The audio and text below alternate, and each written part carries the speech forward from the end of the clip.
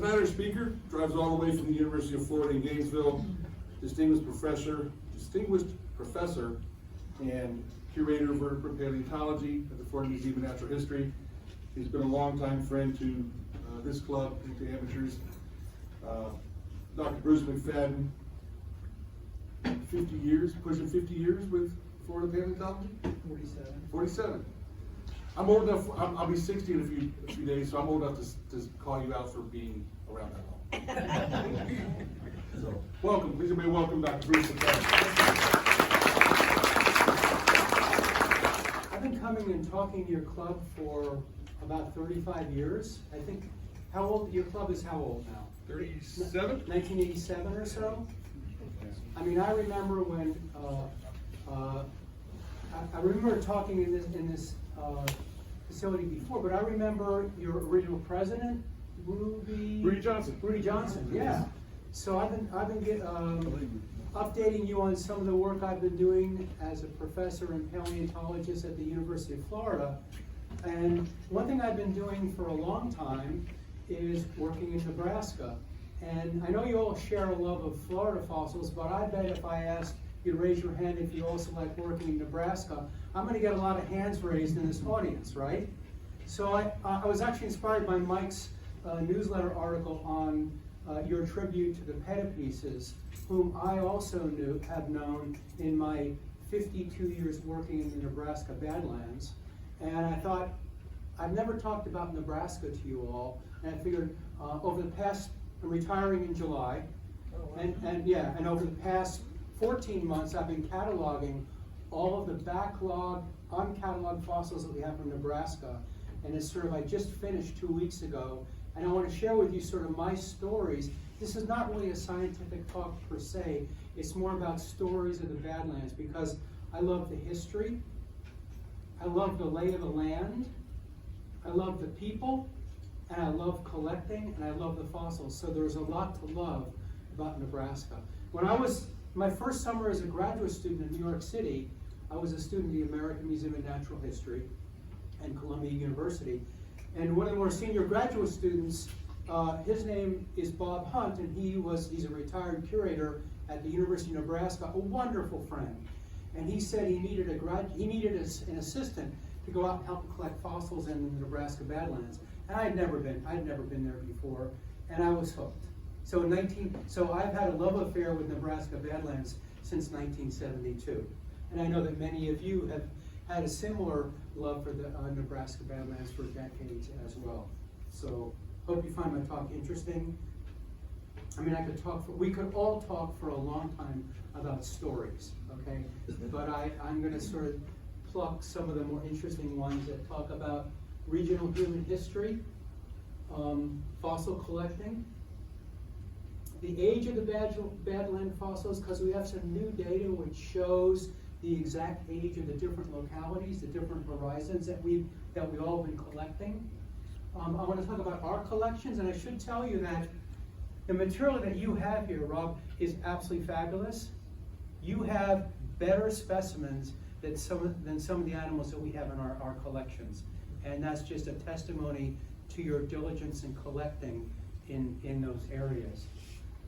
And then I want to talk about, there's a major change. You know, if you think about the extinction of Titanotheres or Brontotheres, which are the same thing, you find them low down in the section, in the shattering, but you're not going to find them higher up.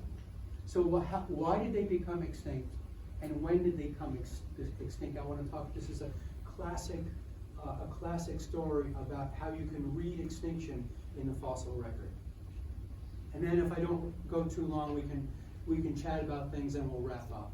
Okay, so the prehistory of the Nebraska Badlands starts with, of course, places like Hudson Ming, and many of you have been to the Hudson Ming bone bed. Raise your hand if you've been there. Okay, it's a Pleistocene site, late Pleistocene site. It's about 10,000 years old, and as you know, there are literally hundreds of bison skeletons there. And this was an early example of human occupation in this area. There's an undeniably Native American footprint and legacy in this area. Red Cloud, of course, was associated with the soldiers at Fort Robinson, and that association wasn't necessarily good. But we need to affirm that the Native Americans have had a rich history in this area over hundreds, over thousands of years, actually, when they first started, when they came into North America about 15,000 years ago, so the archaeologists tell me.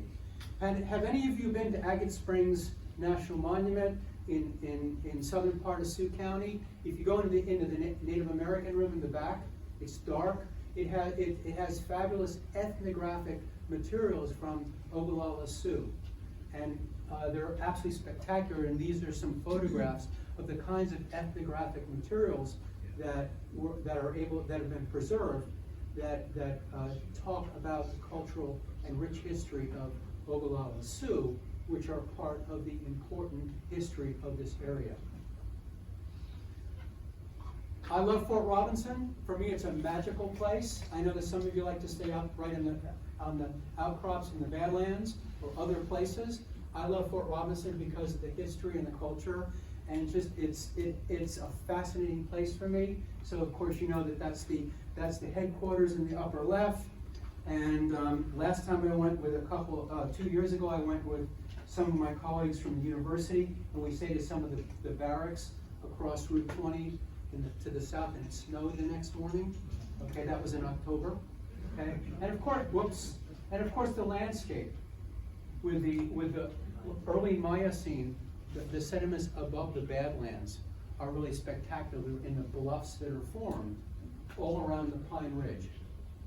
And one thing you should not miss, if you haven't, most of you have probably been here, but I hope that you've been to the Trailside Museum, because the dueling mammoths, and they've renovated the site, they've renovated the exhibits there, and they really are a very good introduction to the geologic history and paleontological discoveries from this area.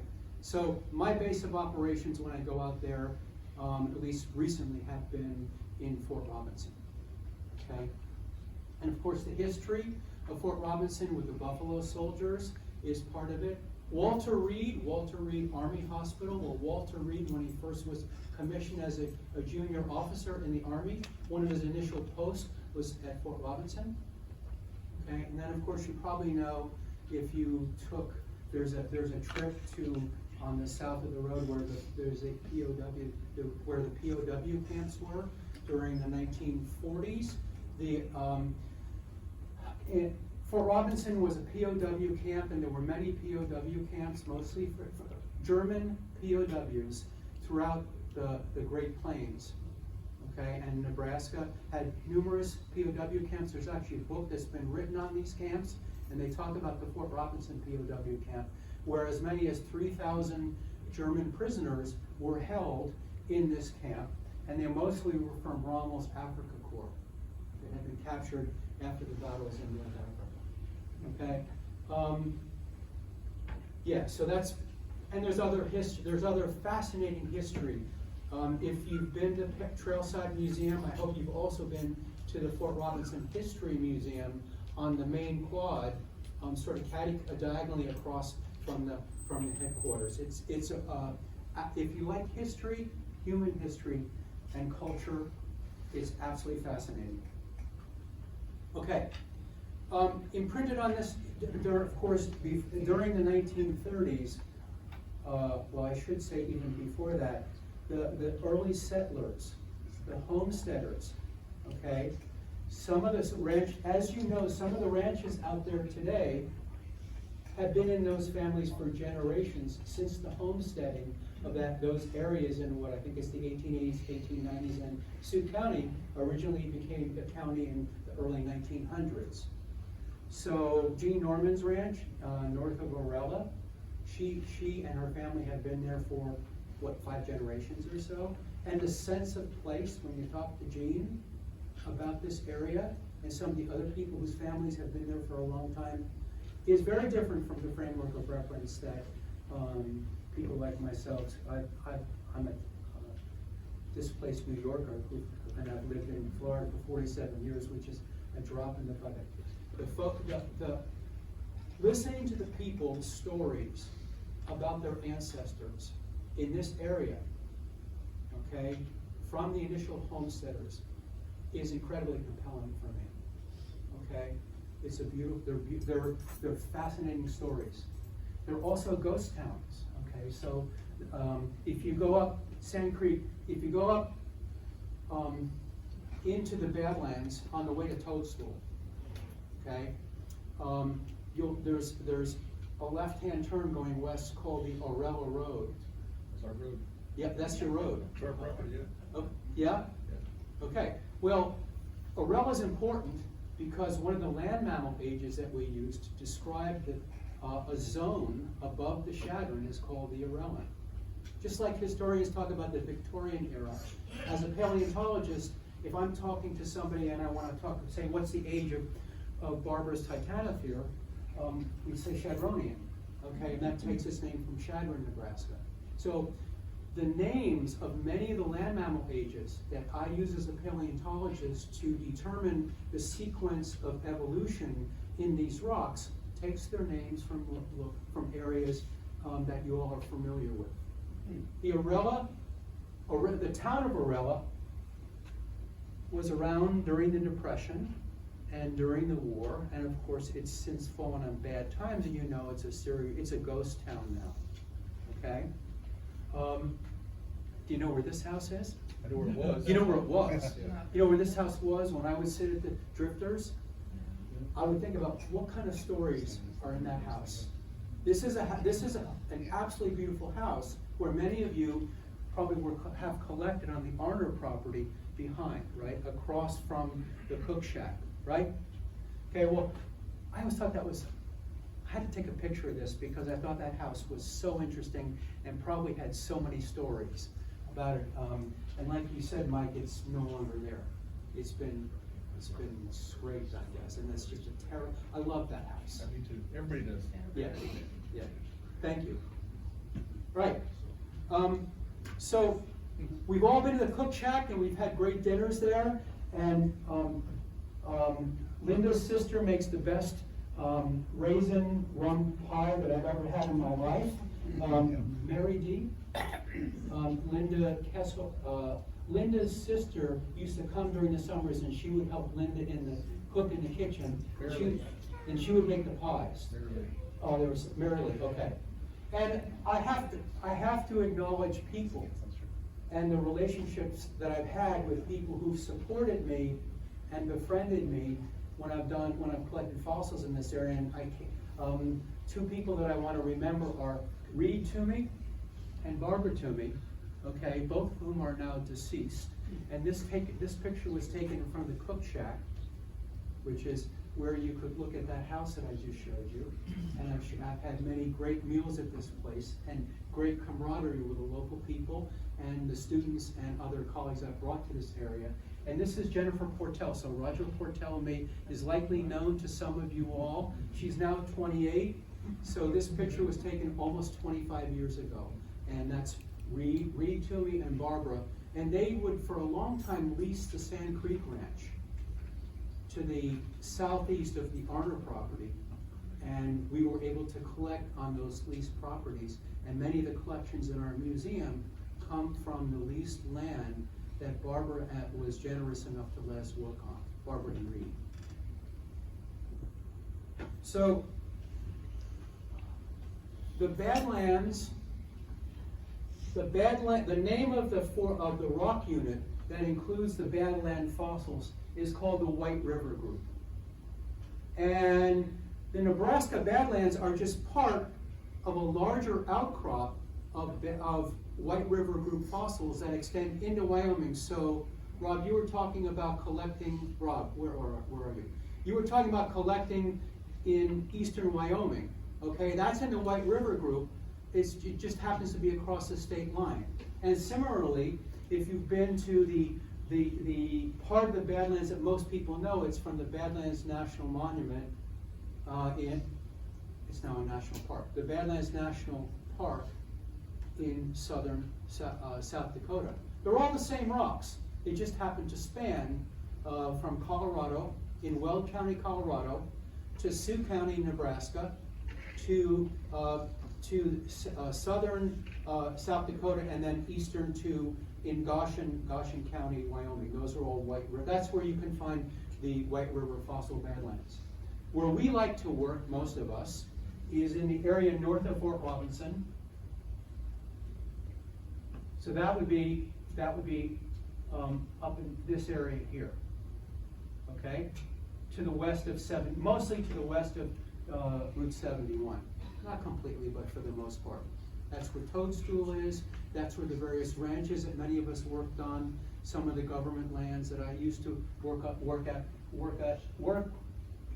under permit, etc. But I want to show you something else. We have the Shadron here. We have Shadron, Nebraska. We had Arella, Whitney. The three main rock unit names in the White River group that we all collect from take their name, the Shadronian. It takes its name from Shadron, Nebraska. Arella from the ghost town near Toadstool, and Whitney east of Crawford, between Crawford and Shadron. So these are really important for a vertebrate paleontologist who studies mammals like I do. These names are, when I was a graduate student, these names were of great importance to us in learning some of the original, the fundamental work in the dating, the age of the fossils from the White River group. My hero, my mentor was, two people made a major difference in me being able to finish graduate school. Morris Skinner taught me all about fossil horses and his concept about White River stratigraphy. And Morris's wife, Marie, kept me sane when I thought I was going to leave graduate school. A couple of times she would calm me down, and she was sort of like my mother figure when I was a graduate student. I needed that rock. And both of them were wonderful, wonderful people. They grew up in Ainsworth, Nebraska, which is about 3 hours or so east of Shadron. And he was employed during the Depression and into the war years by the Frick Laboratories at the American Museum of Natural History, collecting fossils for Mr. Childs Frick. And he was quite a character, and he taught me a lot about fossil horses and paleontology, as I said. And he was a major figure, a major mentor, not just to me, but to other people that came in contact with Morris and Marie. Have any of you seen this book, Good Times in the Badlands? Buy it.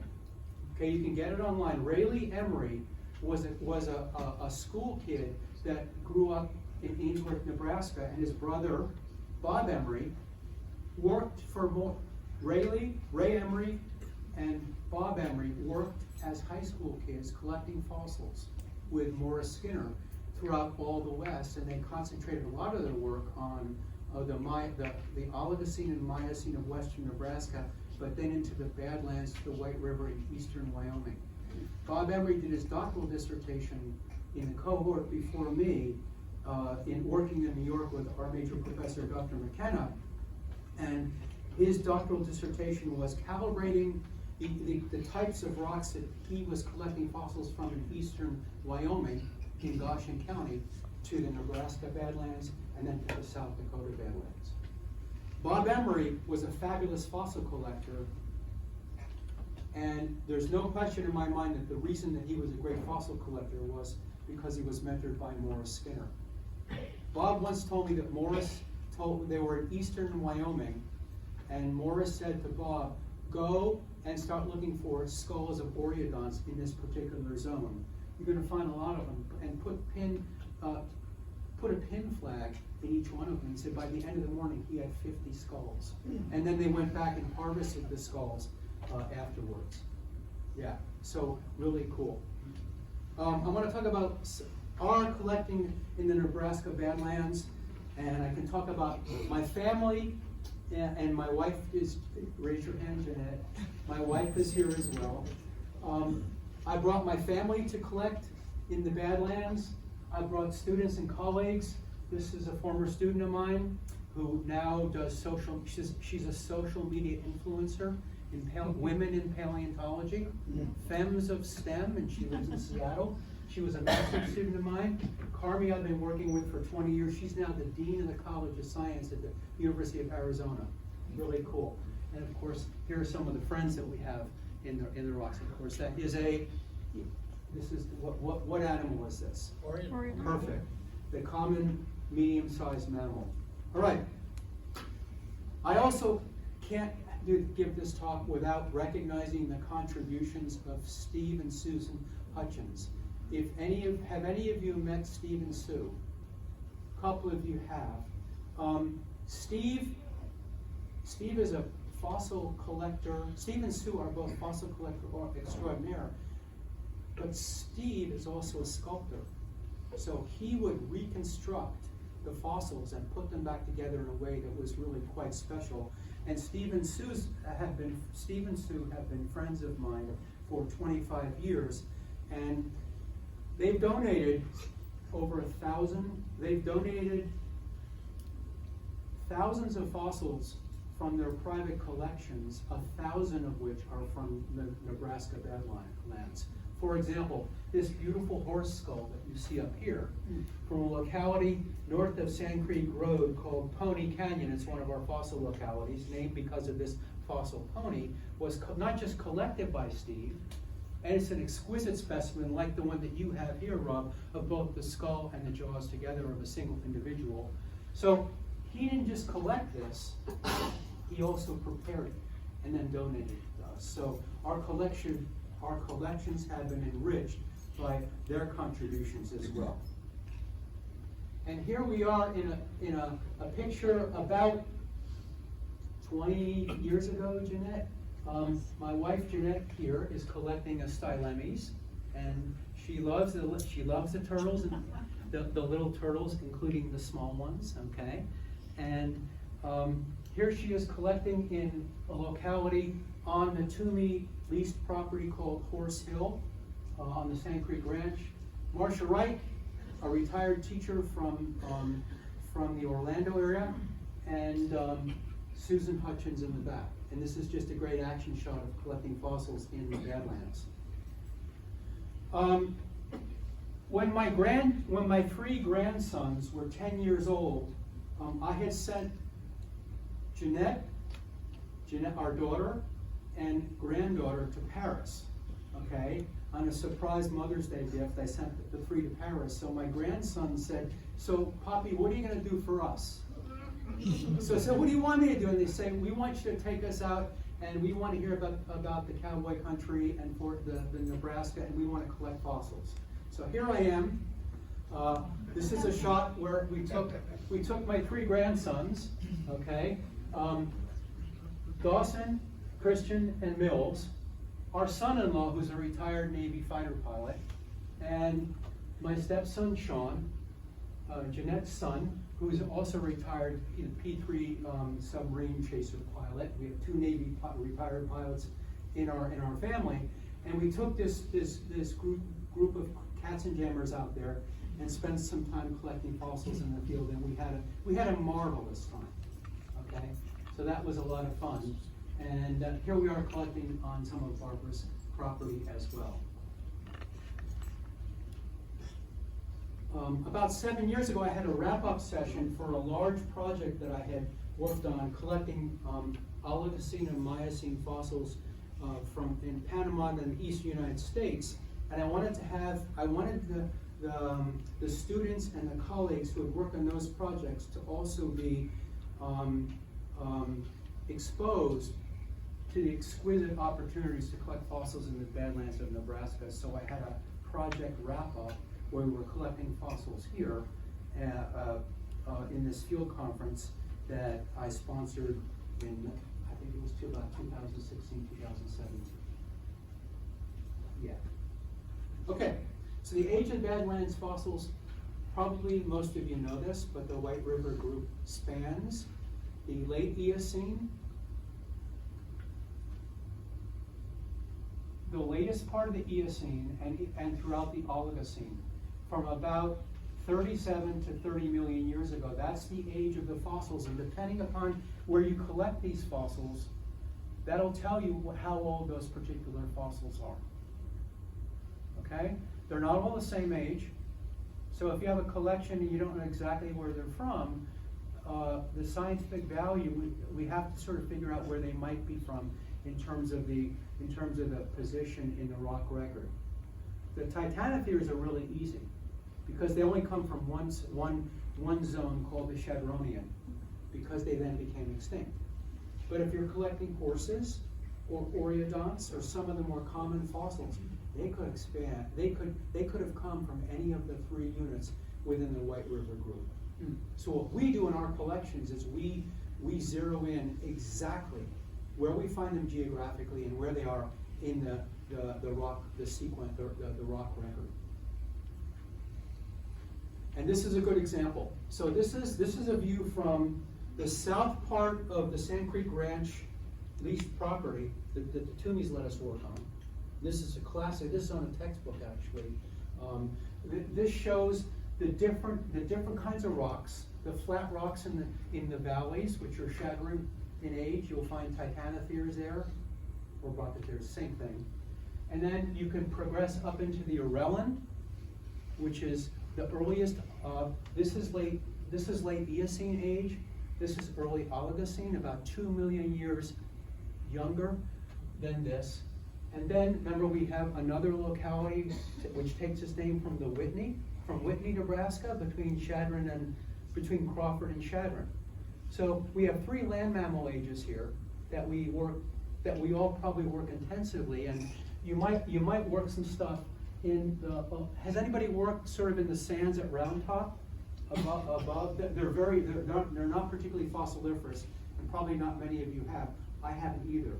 But if you go to Harrison and down to Agate, those fossils are really quite plentiful. It's just in this particular area, the upper sediments, which are called the Rickerian age, are barren. There are no fossils.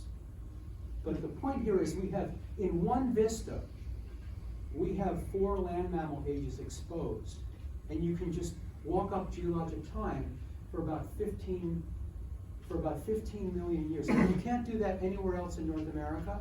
You certainly can't do that in Florida. But you can walk through geologic time and collect the geological time in these sediments. And then there's a 5th one, which I have to mention, called the Hemmingford, because Hemmingford is a small town sort of south of Shadron. And the reason I bring up the Hemmingford, which is the Hemingfordian land mammal, the 5th one, is because it's, as I said, Hemmingford is down here. We collect up in here, but if you go, Shadron's over here. Hemmingford is down here, and the name Hemingfordian comes from the town of Hemmingford. I had to make a stop here because I had to get my picture taken in front of Hemmingford, because I had been collecting at Thomas Farm for 47 years, which is a sinkhole locality in Gilchrist County that has tens of thousands of fossil horse specimens. Some of you may know about Thomas Farm, or you may have collected there in the past. I know some of you have in the audience, okay?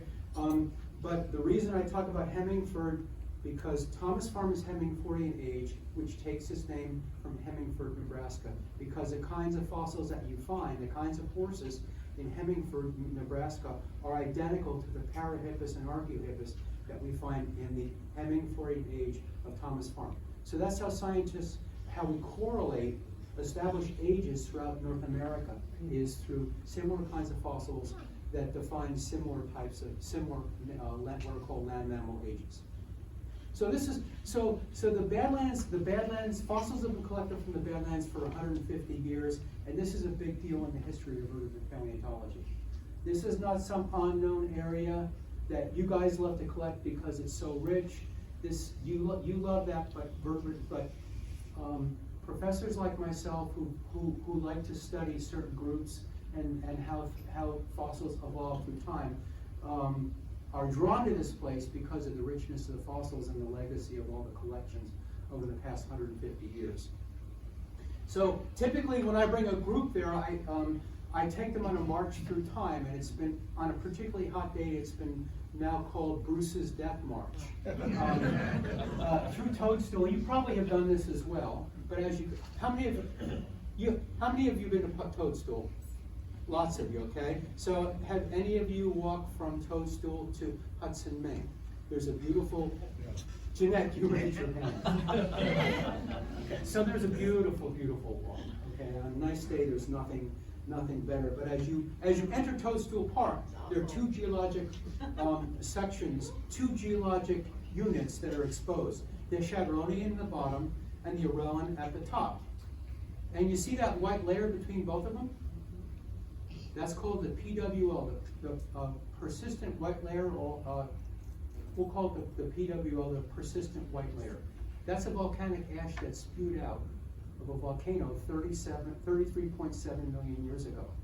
Well, we know that because of dating techniques like carbon-14 dating. Not exactly the same, but similar methodology. So we know that everything below that white line is older. Any fossil you collect below that white line is older than 33.7 million years. Anything you collect above that is younger than 33.7 million years. I like how you're talking about fossil collecting. Well, there's a sign right there saying fossil collection prohibited. That's right. You're not allowed to collect in Toadstool. Some people do. We're allowed to collect because we have a permit, because all the fossils that we collect go into an official repository, and we're designated at the University of Florida as a designated repository for research specimens from the Badlands. Okay. So, up and over, and what are we going to see next up in the Toadstool channels that are really cool? Footprints. Yeah. Footprints of Right.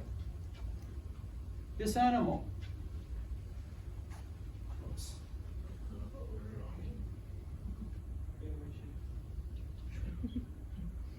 Okay, we go through Toadstool channels. The Toadstool channels are ancient riverbeds, river channels. And just after 33.7 million years, because the Toadstool channels are above that white ash, rhinos were walking on the floors of those ancient stream channels, because you see the rhino tracks right here.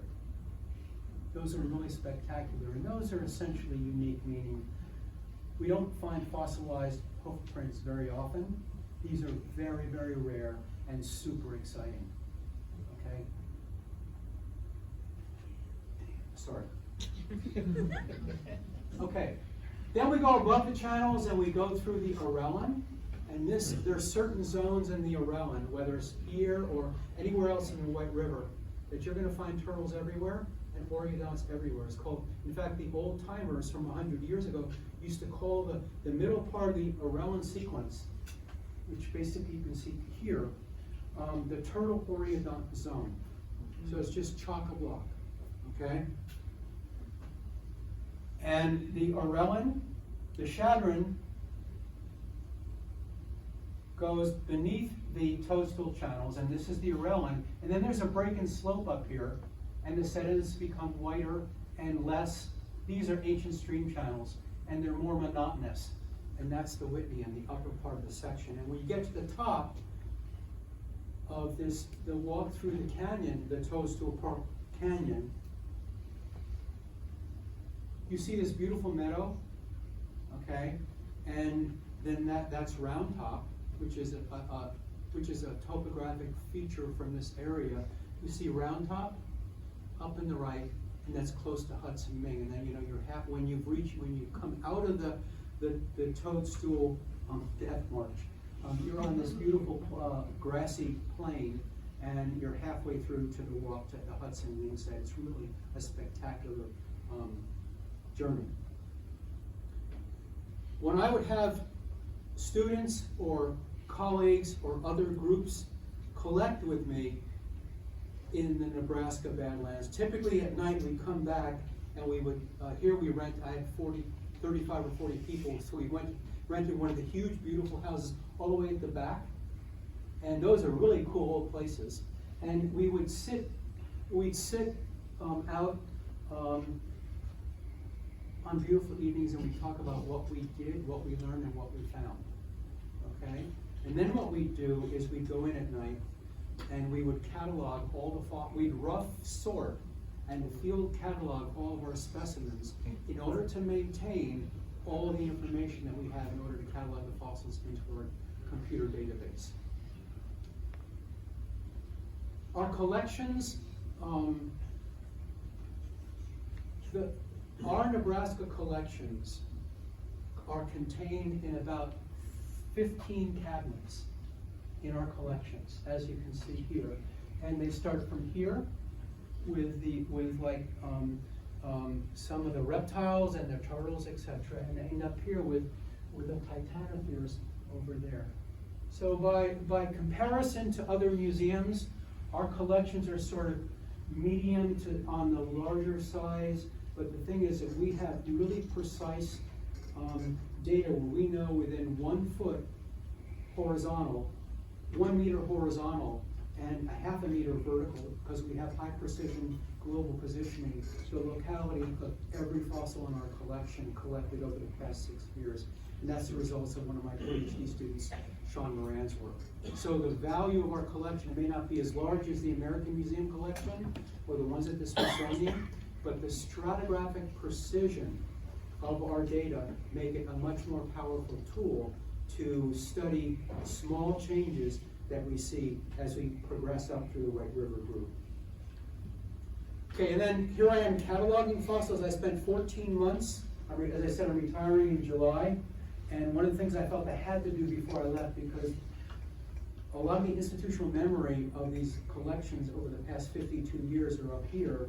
And when I leave, some of the sort of some of the things that need to be figured out, I need to do it. So I committed to completely curating, cataloging the remaining fossils, which are 2,500 of over 10,000 in our collections. And here you can see how we organize the fossils. Then we have a database, a national database called Specify, where we actually we enter all the data onto the about the location, who collected it, who donated it, who found it, what the age, do we have any isotopic ages associated, is it a tooth, is it a skull, how many specimens are in the individual catalog number. All that goes into this database. We closed down for a week in December. We were not allowed to go to the university, so I asked Jeanette if it was okay if I brought my fossils home and cataloged them. So we set up our dining room table between Christmas and New Year's, and I got a heck of a lot of work done because nobody was bothering me, okay? And then I brought the fossils back and I cataloged, but this is how I rough sorted. I identified and I numbered and I cataloged them in our dining room between Christmas and New Year's. And if you can actually go to our website, this is all public domain, it's open information, and you can type in, what's your favorite fossil? Leptomeryx is Jeanette's favorite fossil. So if you type in Leptomeryx from Nebraska, it'll give you, and this is not proprietary, this is open, you can do this. You just go to our online website and you can figure out how many Leptomeryx were collected by Jeanette MacFadden in a certain year. You can find that on this database. And any of the other fossils that have been collected and cataloged of the 550,000 specimens that are in our collections mostly from Florida, 10,000 of which are from Nebraska. Okay, so running through some of our collections, and like I said, what you have here, it's not that just because we have our collection up there that what we have is, this is as good or better than what we have, okay? So we had, this is a Subhyrachodon, and it was, unlike yours, Rob, you said yours was beautifully preserved. Ours was crushed all to heck. And Steve Hutchins not just collected this, but he sculpted to reconstruct it to bring it back together before he donated it to us. So that's Subhyrachodon. Oreodonts, everybody has oreodonts in their collections, okay? And all of our collections are carefully organized by the type of oreodont it is, and whether it's a skull and a jaw or some of the postcranials, the limbs. and that's how we organize our fossils. Leptomerics are small deer-like animals related to some deer that live in forests in Eurasia today. Cheverton is one of the names that comes to mind. These animals are really plentiful. You almost get tired of collecting leptomerics. I'm sure you all know this. They're easier to find. What did you say, Jeanette? They're easier to find. They're easier to find, they're very plentiful. So we have beautiful leptomerics in our collections. We don't have something as nice as this. This is actually a specimen of what a leptomeric skeleton looked like. This is in the collection at the South Dakota School of Mines. Saber cats. So we know about Pleistocene saber cats, Smilodon, but they were saber cats in the Oligocene of Nebraska. It was a totally different group. What it shows to paleontologists is that the evolution of becoming a saber cat occurred many times in the geologic record. It just only happened once with Smilodon. So we find saber cats. You can see the beautiful sabers. Do any of you have Hoplophonius? I need to talk, not anyway. So these are Hoplophonius, okay? And we have some good material. Much of it, by the way, was found by Steve Hutchins, okay? We have good material, and this is a good comparative collection of an extinct saber cat that is only distantly related to Smilodon. Okay, fossil horses. So my interest is in fossil horses, and primarily, so this Mesohippus here, this Mesohippus is a very interesting course because it's at the base of the evolutionary radiation forces, and we have lots of Mesohippus in our collections. It's not as common as Oreodonts, but it's sort of the next most common mid-sized mammal. And then you have sort of camels after that. So it goes Oreodonts, horses, camels, sort of, for the herbivores, okay? So when I was a graduate student in Columbia at the American Museum, Morris Skinner, and that's Morris Skinner, who was my hero. Remember I showed you the picture of Morris Skinner and his wife Shirley, Marie, who kept me sane when I was a graduate student. But he was the world's authority on fossil horses. And this is in his ante-office at the American Museum of Natural History, and his office literally was right there, overlooking Central Park. And what I'd do at night when I would work late, they gave me a key to his office, and I would go in and I'd see all the lights across Central Park. And that was like the greatest office I don't care whether you're in a Wall Street bank or whatever, that is the coolest office in the world as far as I was concerned when I was a graduate student. Okay, so Morris gave freely of his knowledge about fossil horses, and the reason that I liked fossil horses and wrote a book about fossil horses is thanks to Morris Skinner. And Mesohippus fits from the Badlands. Mesohippus fits in right in here when we had a major evolutionary branching of more recent horses. And that this is the evolutionary tree of horses, okay? And what we're talking about is this would be the Shadron, and this is the Arellan and the Whitneyan horses. These are the White River horses, which encompass the names Mesohippus and Myohippus. They're very difficult to separate, very difficult, okay? Steve's skull and jaws from Pony Canyon. These Mesohippus and Myohippus are characterized by having all their dentitions, all 6 teeth completely molarized. If you collect horses in the Eocene, like Paracatherium from older deposits, the premolars are not square. But this is the first time in horse evolution that the cheek tooth are, so to speak, called fully molarized or made square. The other thing about these horses is, of course, they were tridactyl or had 3 toes. Very interesting in the evolution of horses. Okay. Getting to the last part of my talk, we're pretty good for time, I guess, is just a couple more slides. So what does all this mean? I mean, how do you put all this as a scientist into a story about the evolution of life from 37 to 30 million years ago? And how do you explain some of the changes that you see? And I'll explain in just a minute what those are. So it all relates to something that was going on in the world, the changes that we see in the sequence, and the extinction of animals like the large titanotheres can be placed into a context of something that was going on dramatically in terms of the movement of continents, the southern continents in the oceans in the southern hemisphere. Okay? So yeah, as I said before, when I teach about reading the rock, when I teach to my students about reading the rock record and seeing when things become extinct, I use this slide. Because you can collect all day in the Shadron down here, okay, and you'll find lots of titanotheres. It's also called brontops, but don't worry, or megacerops. But once you get above the purple-white layer and go up into the Arella or Whitneyan, you're not going to find titanotheres. And if you find titanotheres, what's happened is you're not in the. There must be a fault or some problem with the geology, because we know that titanotheres became extinct at the end of the Shadron time. Okay, and then what happened? And during the Shadron time,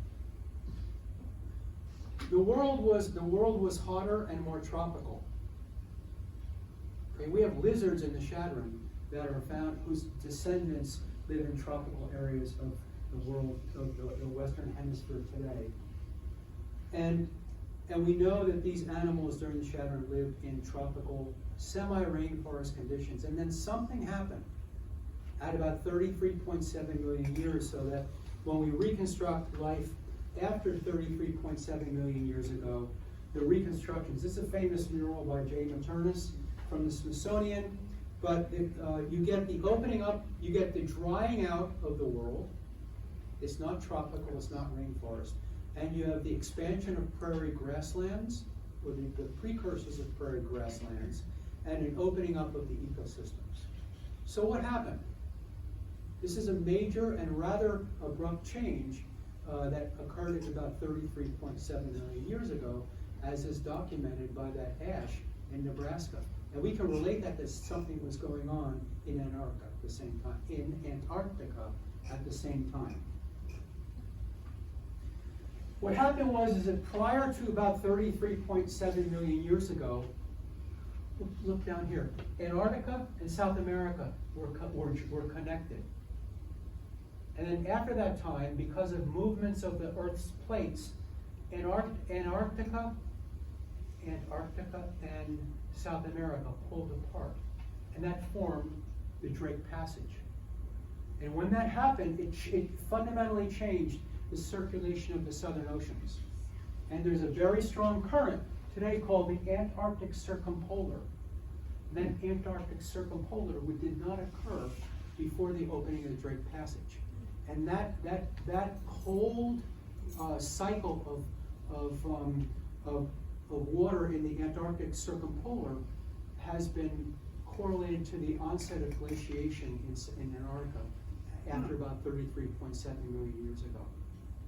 So there was a major change in what was going on as a result of plate tectonics, and the opening of the Drake Passage refrigerated the world.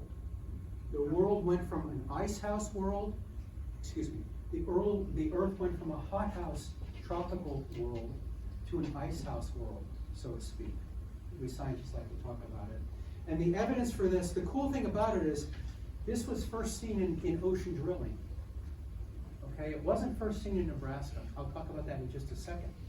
But we know that if you look at Eocene deep sea cores and study the oxygen content of small fossils called foraminifera, you can tell the temperature at which those animals form their skeletons. Okay? And if you march up these deep sea cores, you can see that until about just above 34.0 million years ago, the oxygen content was pretty stable and on the left side. And based on that, what we know is that the world was hotter at that time.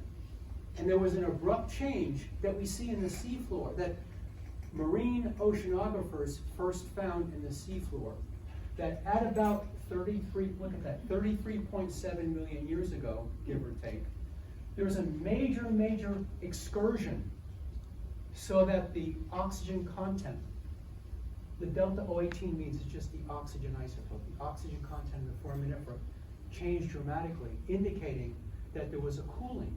And that cooling resulted from the opening of the Drake Passage and the formation of the Antarctic circumpolar currents. But what's really cool is we can relate that exactly to what we see with the extinction of titanotheres and the tropical animals that become extinct at the end of the shattering. Because at exactly the same time, it's a wonderful coincidence in science where we have at about 33.7 million years ago, which is the same as what we see right here. We're getting a shift. We see this in the mammal teeth too, because we published a paper trying to compare what the deep sea record, what the scientists studying the deep sea record saw in terms of the shift from a hothouse to an icehouse world. We see that same shift in the teeth of mammals at just about the same time. There's a little bit of shift just about right here. Okay, we see a change in the oxygen isotope content of the teeth of the mammals.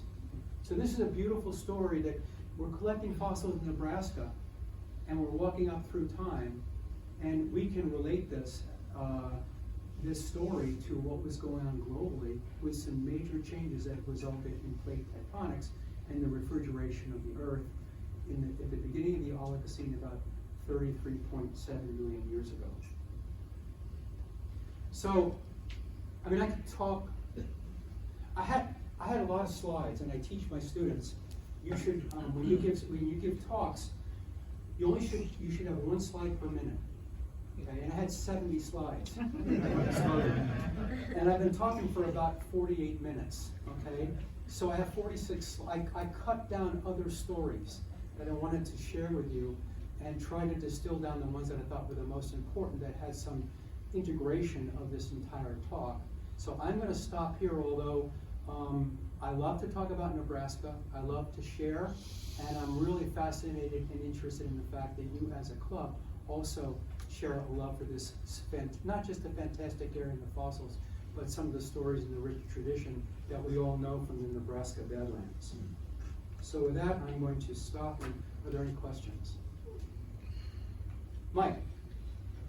So, out in the middle of the Badlands, where you're around, not really around the prairies or the grassland, in almost every section that has a butte or a top, the overburden, which is certainly has to be, I mean, obviously, but very modern sediments, it's only 6 to 10 inches deep at some points.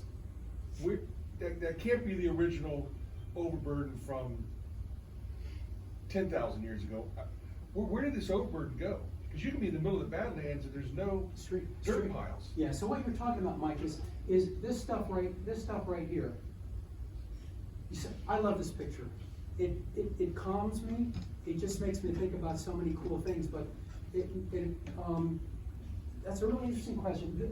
These sediments right here are wind-blown dust during the Ice Age, and it must have been much thicker, but streams would have eroded off the top. And these are the remnants of some of the aeolian or wind-blown sands during the Holocene. And we find bison, we find extinct bison latifrons in there, and that's where archaeologists find a lot of the work tools of early Native Americans. It's really cool. It seems odd it's so thin. It would be thicker sections. I mean, It does vary, and you're right, it probably was thicker. If you think about the loess is very fine-grained, wind-blown sand, and there are huge sections of loess in China. They're the classic localities. And yes, these probably were much thicker back 10,000 to 12,000 years ago. But some of them either the top had been blown off or they were eroded away by streams. Wow. Yes. Growing up, I'm into Indian artifacts, and they said that the Spanish introduced the horse to the Indians. Before the Spanish came to the United States, there was supposedly no horses here, and you were into horses your whole life. What happened to all the horses that were in your shirt when you showed the different branches of horses? The horses became extinct throughout North America by about 10,000 to 12,000 years ago. Okay? So there wasn't nobody was riding anything then. Nobody was riding, they had not been domesticated by early Native Americans. There's a paper that was recently published about this in Science Magazine, which is a really interesting paper because there's this other school of thought that Native Americans, when they came in between about 12 and 15,000 years ago, may have domesticated holdovers from the Ice Age horse. There's no evidence, there's no genetic evidence for that. When you look at the paleogenetics, the DNA from archaeological sites associated with Native Americans, those DNA are from Iberian horses. They had to have been brought over the past 500 years from Iberia, from Spain. Okay, they're not holdovers from remnants of populations of horses that did not become extinct at the end of the Ice Age. Okay? Yeah. Yeah. Interesting. If you ask a person on the street where do horses come from, the basic misconception is that, oh, they were introduced. When I tell them I study fossil horses, they're flabbergasted because horses and rhinoceroses in North America and camels? What are you, crazy? And elephants. And elephants, thank you. Except yes. The common notion is that all these animals were introduced. Excuse me. Let's talk about the horse. Okay, the horse, the domesticated horse, was introduced into North America for the first time by the Spanish explorers.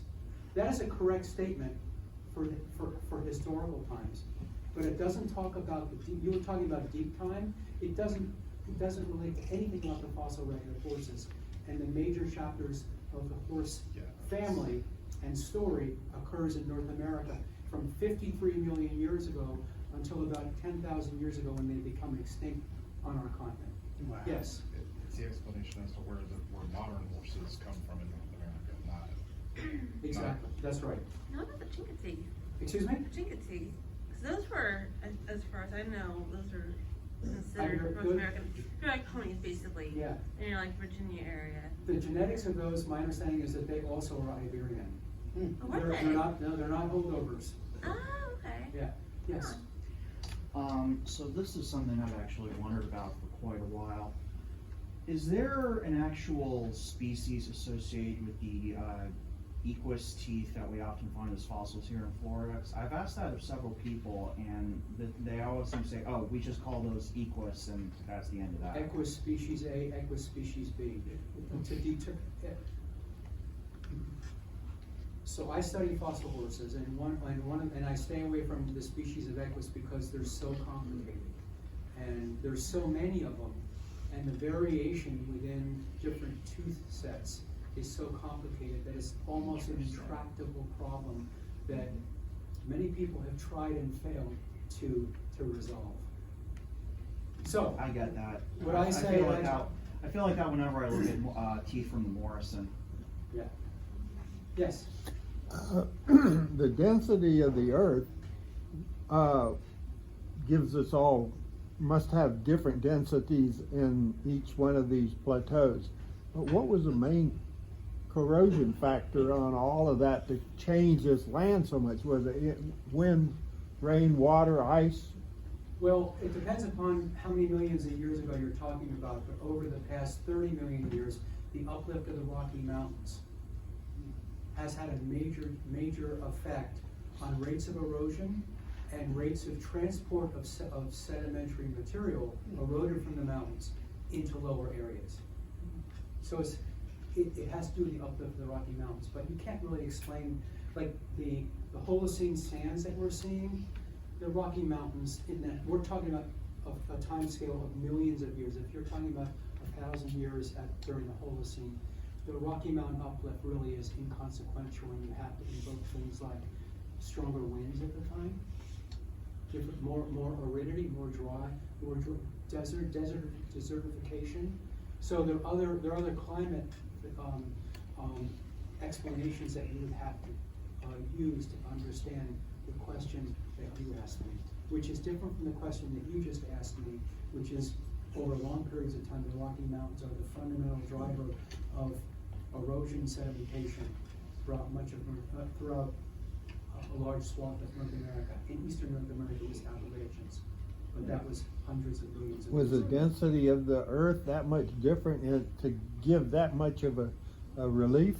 Yes, it was. There was a hot spot that heated the top of the crust and what's called a lithosphere, and that related to the uplift of the Rocky Mountains and changed the density of those mountains as well. I'm gonna go to someone in the back. Yes, Carissa, right? Yes, sir. Yes. Just for perspective on those, I'm gonna call them buttes, those plains. Yes. What's the height? I mean, is that a few feet or is that hundreds of feet? No, from the good bottom point. to the top? If you go to my first slide, I'm not gonna go back, but that's like it's like 20 feet, Oh, okay, 15, 20 feet high, okay. okay? Yeah. Yeah, guys, I couldn't tell perspective, I had no clue. Other, Okay. yeah. Yeah, yeah. Other questions from the audience? Yes. So you Joe, have the- Joe, right? Yeah. You have the persistent white band as the marker for the end of the Eocene. Yes. And the end of the Titanosphere bed. Yes.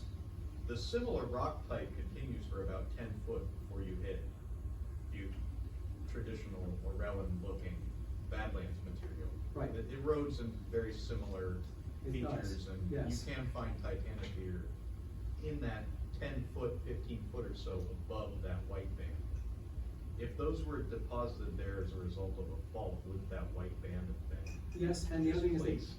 yes, and there's some controversy about whether the Titanosphere specimens that are being found just above the PWL were original or were they reworked from other deposits beneath. But generally speaking, by the time you get to the toadstool channels and you're not too far above the PWL, you don't find Titanospheres almost anywhere. And if you do, it would be in a very narrow interval of maybe a couple of meters. If you're finding Titanospheres high up like in the Whitneyan, there's something wrong. Yeah, I only meant that small band above the Yeah. persistent white band. Could that be a transition? Yes, it is. Yes, it is. Possibly. It could Okay. be. It is. Yes. There's some controversy, actually. I use the PWL as the marker because one school of thought says that that is fairly close to the approximation of the change where you had the shift in the isotope temperatures in the deep sea ocean record. But then some other people say no, it might be just above it. So there's about 10 feet of controversy between the PWL and where the last Titanosphere really did exist. But for this talk, that's a nuance that it doesn't change the story dramatically. Okay? Yes? Could the volcanism that from the PWL line, could that have actually contributed to the glaciation as well as the stuff with the with the plate tectonics and everything separating away from Antarctica the way that it did? Probably not. The PWL, the volcanism, what I thought you were going to ask me was, would the volcanism, I was anticipating your question as you were asking it, and what I thought you were going to ask me is, did the PWL contribute to the extinction of Titanospheres the way, have any of you ever been to Ashfall in eastern Nebraska? Yeah. Okay, I was sort of, that would be an interesting scenario, but we don't have that there.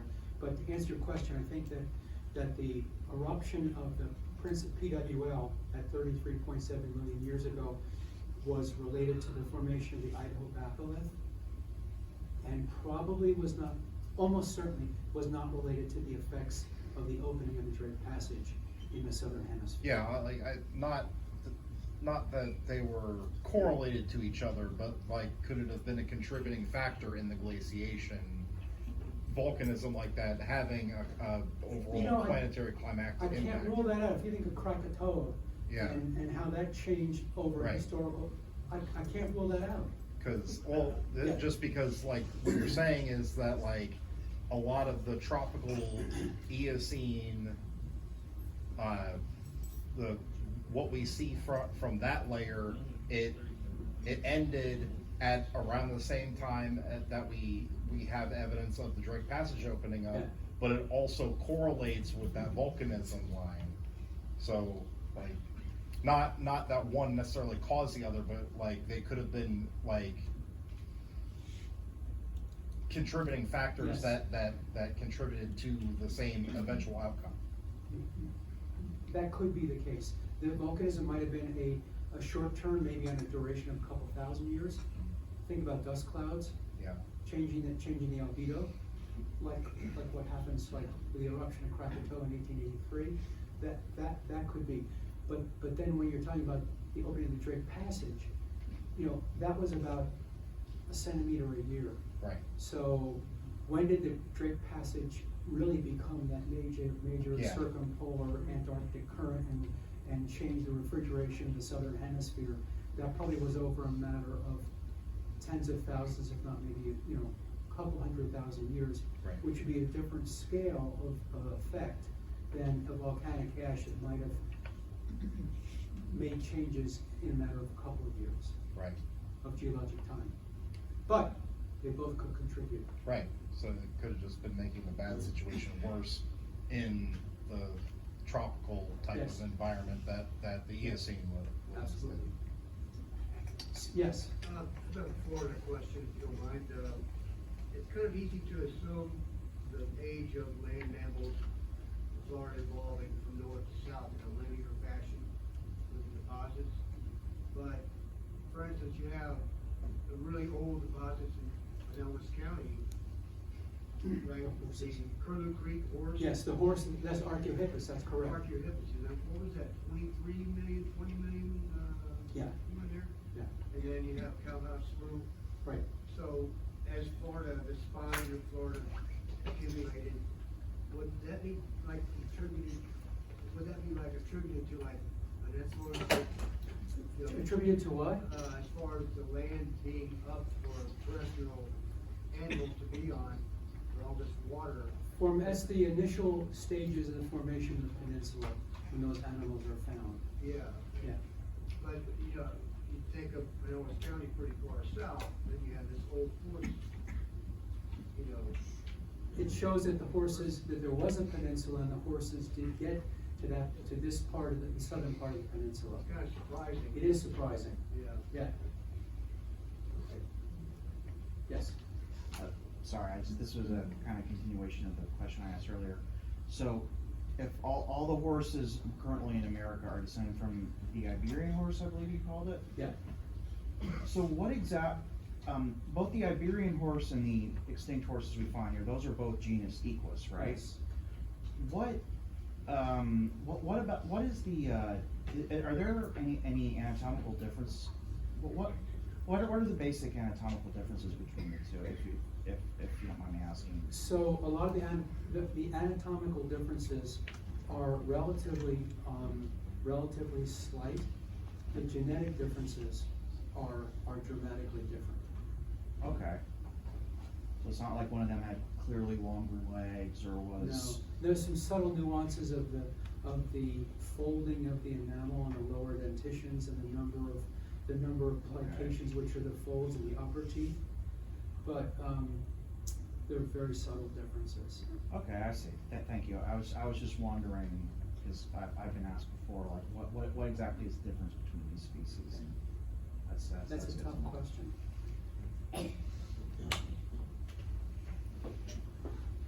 Thank you very much.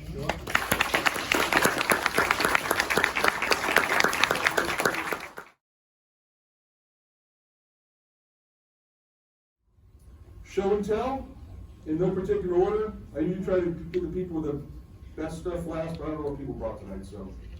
Rob Carlson. So I texted Mike and said, okay, the topic is the Badlands, are you bringing any of your stuff, or would you like me to bring mine? So he volunteered me.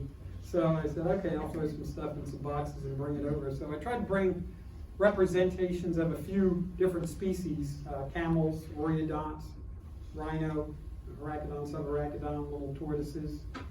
This is actually a camel leg, which I managed to break his toenails off on the way here, so there'll be gluing done tonight on that. But anyway, I have a horse.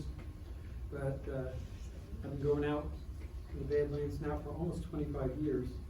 I used to go with Frank Garcia, the old Arner Ranch that so many of us started on, and lucky enough now to have access to a couple other ranches, one in Wyoming, one in Nebraska, with some friends. And it's just a beautiful part of the country with amazing fossils. So. Want to tell me everything again? Or you go right to that? This is a camel, articulated camel leg. This is an oreodont. This is a chocolate from Arner. That area, the Arner Ranch and the old Pettipiece, Harwood Ranch, has that chocolate coloration. Some of it's darker than others. That's real dark. This is a little lighter. That's a three-toed horse. That's dark chocolate, that's milk chocolate. Exactly, yeah. And The Mr. White chocolate. and these are the little oreodonts. These are both, I feel they're both from Nebraska too, the ranch I go to now. That ranch is loaded with little itty wee ones, and then way up high you get some of the bigger guys. I can never remember the Pulversoni or all the different names, but this is a Wyoming camel. I'd never gotten camel material until I started collecting that ranch. And this is Subarachidon is from that Wyoming ranch as well. That's the top or bottom? Well, that's his head, like this. Okay, yeah. Sadly, he was in the ground, Yeah. like this. Wow. And the only thing that was showing was the occipital condyles. And when I started to dig, I said, well, there was only this much dirt above him. So I said, well, I know he doesn't have jaws. But I went back the last 2 years and looked, but no sign of the jaws. Sometimes they get displaced off to the sides, but no luck on that. Was there any restoration on that at all, or was it pretty much? No, the Subarachidon was not shifted. It was, and it's wicked hard rock. It took me several hours to dig it out. The matrix was so hard, which is good because then it was all in one piece. But yeah, and two tortoises. That's Barbara. I think Barbara, yeah, Barbara Fite brought that, and the Titanic here too. So she'll have to come up with.